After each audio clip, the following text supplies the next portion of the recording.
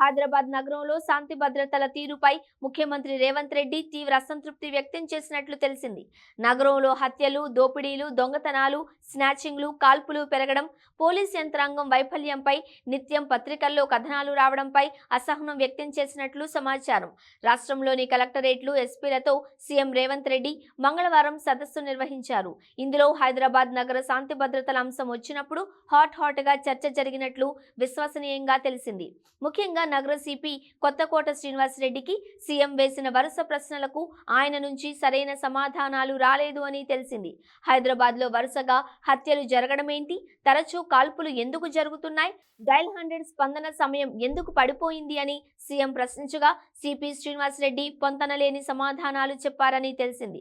కమిషనరేట్లో IT cell ఎందుకు సరిగ్గా పనిచేయడం లేదు అని సీఎం ఆరా తీశారని, ప్రజా సంబంధాలలో ఎందుకు విఫలమవుతున్నారో చూసుకోవాలని సిపికి సీఎం సూచించారు అని సమాచారం.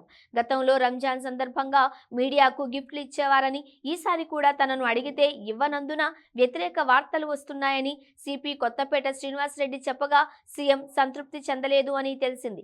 నగరంలో పోలీసింగ్ అనేది ప్రభుత్వ పనితీరుకు అద్దం పడుతుందని, 2 నెలల్లో నగర పోలీసింగ్ వ్యవస్థ గాడిన పడాలని సీఎం ఆదేశించినట్లు సమాచారం. సైబరాబాద్ పరిధిలో కొంతకాలం క్రిందట కుమారి ఆంటీ మెస్ను పోలీసులు తొలగిస్తే అది తానే చేసినట్లుగా ప్రజల్లోకి వెళ్లిందని, అలాంటి చర్యలు తీసుకునే ముందు ఆలోచించాలి కదా అని సీఎం సున్నితంగా మందలించినట్లు విశ్వసనీయంగా తెలిసింది.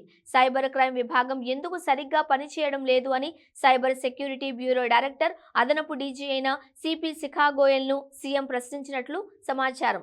పక్కనే ఉన్న ఓ మంత్రి మొబైల్ తీసుకుని అందులో ఏఐసీసీ అధ్యక్షుడు మల్లికార్జున ఖర్గే పేరుతో ఉన్న ఫేక్ మెసేజ్ ను చూపినట్లు సమాచారం. ప్రస్తుతం ఖర్గే అనారోగ్యంతో దవాఖానాలో చికిత్స పొందుతున్నారు అని, ఆయన దగ్గర ఫోన్ కూడా లేదు అని, అయినా ఇలా మెసేజ్లు వస్తున్నాయని సీఎం అనడంతో అలాంటివి సహజమేనని శిఖా గోయల్ సమాధానమిచ్చినట్లు తెలిసింది.